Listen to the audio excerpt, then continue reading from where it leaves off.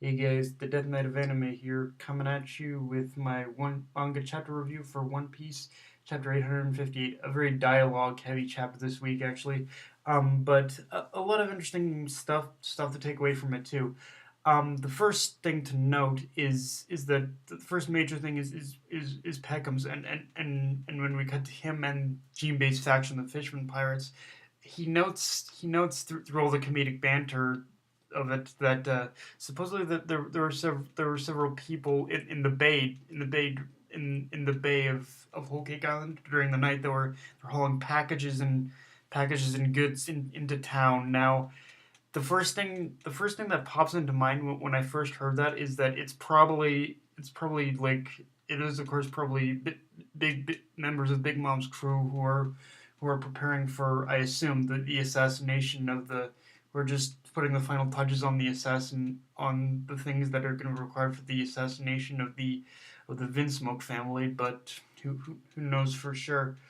Um, but yeah, that's basically my whole idea as to who those people were in the in the in in in the middle of the night that's supposedly that Peckham's did see apparently.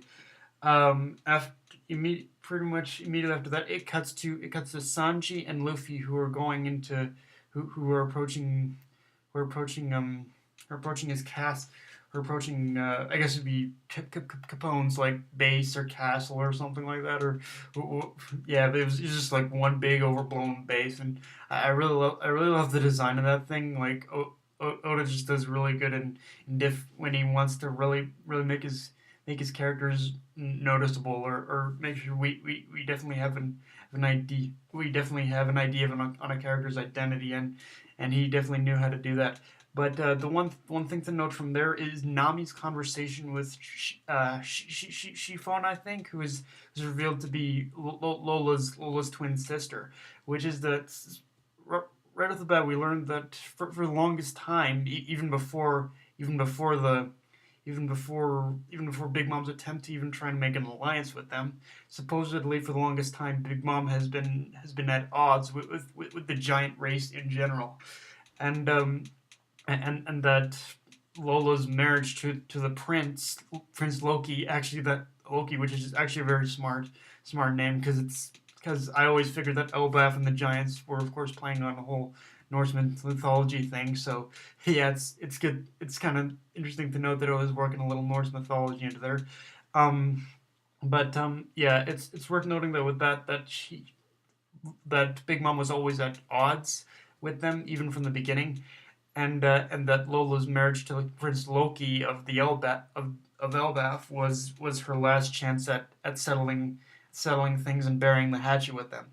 Now that right there kind of makes me question exactly what the fuck did Big Mom do to begin with to really put her at odds with El with Elbaf and the Giants to begin with. The only one thing that really pops into my head is that she probably is that in the past her crew probably raided Elbaf and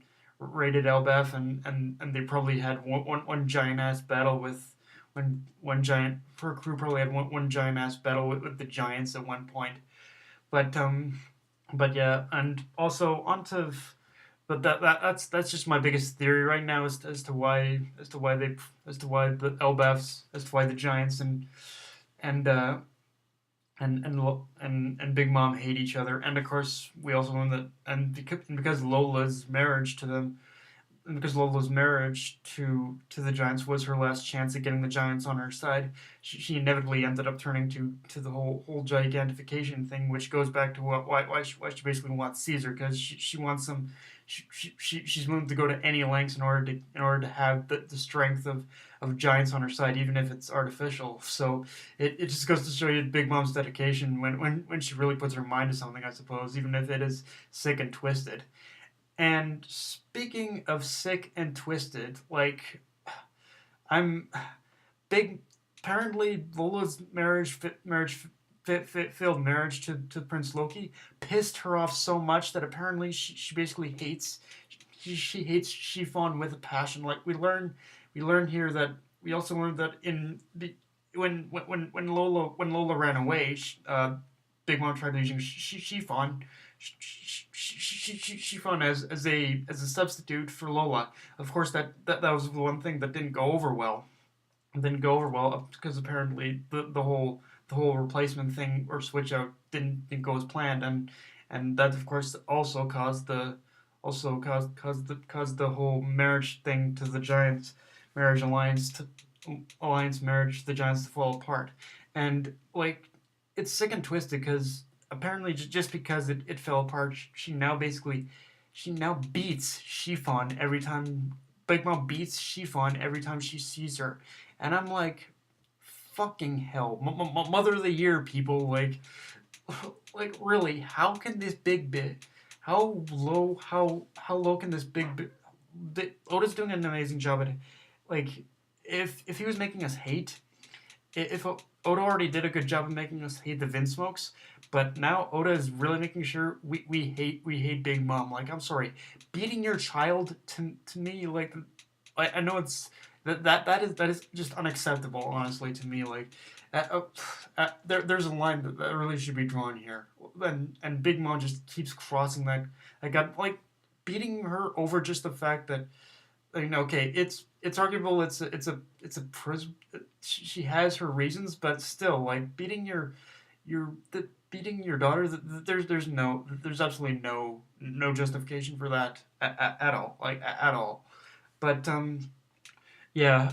Also, um, we we also get very two interesting comedic moments here. The first one being the milk scene with Luffy and Brook, where they devour milk, where they drink milk, and supposedly Luffy regains a tooth, and of course Brook, of course the running gag of Brook regaining his bone structure. I like. Oh, Oda knows comedy, and he knows all the right buttons to push in order to. If I thought Akira Toriyama knew comedy, but Oda just knows what all the right buttons to push. Like for me to go, what the fuck, Oda? It's so strange, and yet at the same time it works amazingly. And also that gangster Gastino, I'm like, I was literally I was laughing my ass off for like 4 or 5 minutes when I saw it. Like, really, really, that was your best fucking disguise and alias. Really, you couldn't think up anything better. But yeah, yeah, just those moments alone, honestly, were just completely fantastic. Honestly, like I've, yeah, it was those two moments alone were just fantastic. Um, and and one more thing we learned, I guess, about Chiffon is that she's basically, yeah, but yeah, but getting back to Chiffon for a bit, we learned that basically Chiffon, she basically, because of everything, obviously she has no love for her mother, and she's basically willing to just even it's she basically has no love for her mother because of what she's done, and because of that she's in full support of Beige just taking out her mama, and yeah, like it's really nice to know that there is definitely, even though there are a loyal faction of the Big Mom family, there's at least some who have the sense, like Lola, to know that yeah, Big Mom is not Big Mom. Big Mom is a bitch. Big Mom is a big bitch. Of course, we've known this, but it's nice it's nice for it to be seen in the eyes of certain members of her family. And Chiffon is just like, yeah, beige, honey, you can go loose. You can do your thing all you want in order to take her out. So yeah, it's good to know that there are some that yeah, there just are some members of the Big Mom family who aren't in complete support of her, which is of course good.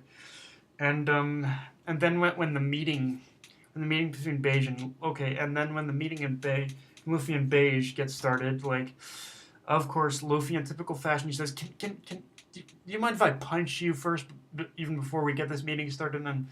again, I guess it is in typical Luffy fashion, but part of me was kind of hoping, honestly, that Luffy would have just calmed down a bit, would have waited before like the conversation got started, even before he did that. But again, I guess it's in typical Luffy fashion. So because he's dealing with a pirate alliance here, and I guess like Jinbei brought up, it doesn't mean you have to.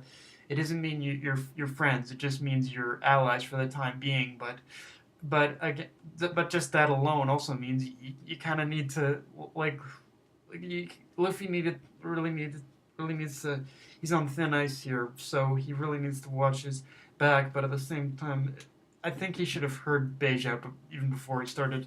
Basically, what I'm getting at is, I think you should have heard Beige out even before he started acting up. But I don't know. It's one thing. It's just my personal thing about this chapter that I wish Luffy would have done first. Um, and yeah, again, going back to the gangster Gastino thing, like fucking hilarious. Like, I don't know how, I don't know how, I don't know the fuck how he was planning on working that out, but I don't know how the fuck Caesar was planning on working that out, but it was funny to see. Like, he was on, like, even his hair, he was on some rocker, some some 80s rocker type shit, which was fucking hilarious. His whole appearance was like on some 80s rocker type shit, but yeah. Um, and again, just thing at the end of the chapter, things are finally getting started, and it should be interesting to see what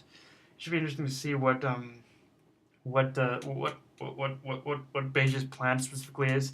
Um, and like for me, like one thing that might be kind of cool for Oda to do. I'm not sure if he will actually do this, but it would be kind of cool if he kind of did it like Ocean's 12, Ocean's 11 style, where the plan is in the next chapter, where the plan is going in the next chapter, or the chapter after that, where the plan is going forward, and then it's and then over top is Beige's narration, like the plan is happening on screen, and Beige is narrating the entire plan as it happens. So it would be kind of interesting if it went that way, but who knows how the actual plan is going to work out. But I imagine to start off with, he as a head of security, he's going to sneak the straw hats in somehow.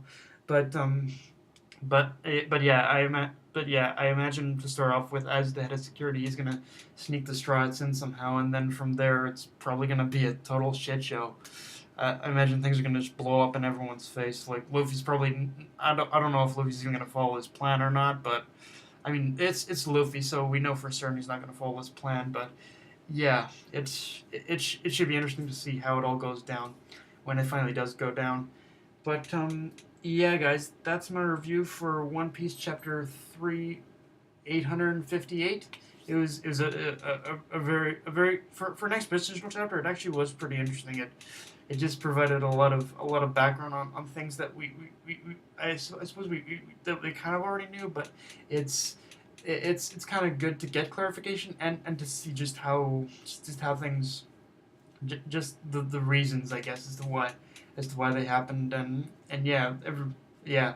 But yeah, guys, that's my review for chapter 858, and I'll see you guys later with the next review whenever it comes out. Later. Oh, and make sure to like, comment, subscribe. See you around, guys.